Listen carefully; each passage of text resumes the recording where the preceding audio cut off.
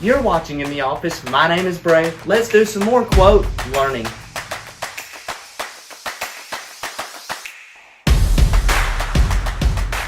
Today for episode number 28, Men, we need to sing more.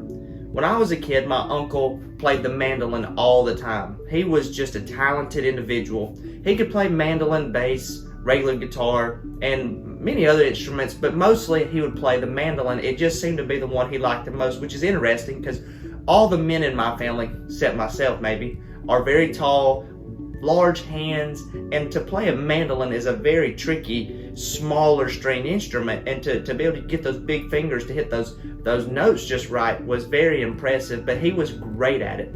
And growing up where we grew up in that Lookout Sand Mountain range, so many people played music from the time they were kids. This was before cable news. This was before social media. This is when people could take up something and really get good at it if they wanted to apply themselves. Now, you can still do that today, and I'm kind of going to allude to the fact that there's some things, specifically when it comes to music, that us men ought to be getting into again. There ought to be a renaissance of us wanting to sing and play music. And I believe the reason is this: because God has called us to it. You say, well, how do I know that God's called me to music? It's pretty simple. Psalm 101 and 2, make a joyful noise to the Lord, all the earth. Serve the Lord with gladness and come into His presence with singing. We know that with instruments and with music, with our voices, we can sing wonderful, beautiful songs of praise to God. That is something that we've been called to do, is to sing songs to God, to let Him know how much we admire Him, how much we appreciate Him, and that's going to be done through song. It's such a beautiful part of our existence, the fact that we get to sing music. The song that my uncle started me out on when I was a little kid was a song called Chicken Train by the Ozark Mountain Daredevils. I mean, this song goes back to the 70s. The guys can't even sing that good. That's been one of the jokes for so long. Who made a living singing for 50 years and actually couldn't sing? And that would be Willie Nelson. I mean, the guy's voice, but some people like that sound, and I had no problem with it. But you don't have to have a bunch of people applaud your singing voice for you to sing. You just ought to do it. As a matter of fact, hear me today. I do not sound like my normal self. My sinuses have me all out of whack, but yet I still feel the need to come and do what I'm doing. And I sang all morning long. I sang in the car on my way here. I sang in the hallways as I walked around getting ready for the day. And you as well should sing. Guys, dads, men, when you sing around your family, you're leading them. You're leading them in a way to express themselves more fully. When I look around on Sunday mornings, one of the biggest deficits that someone can see in a worship service is the fact that some men are choosing not to participate in the audible worship of God by singing praises.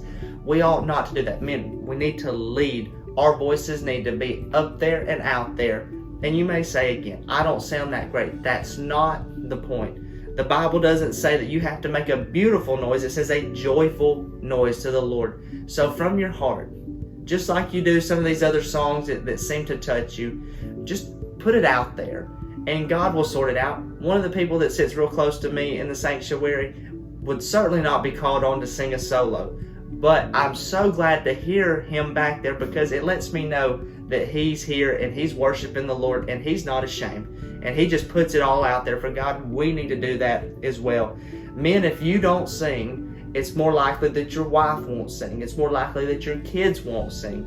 And then you've started a new generation of people that come into the house of God that don't feel like worshiping. Now, when we get outside, many of us will sing all kinds of little tunes, but let's make it normal. Let's normalize singing songs to God, lifting Him up in worship, and men, let's lead that.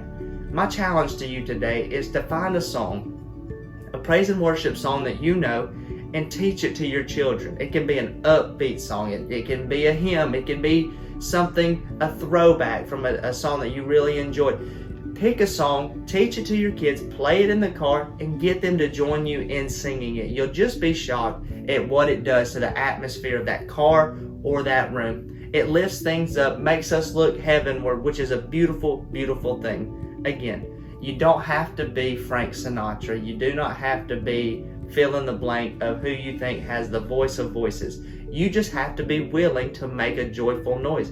And we've all been equipped and we've all been called, so let's all get after it. You be practicing that, and we'll see you next time.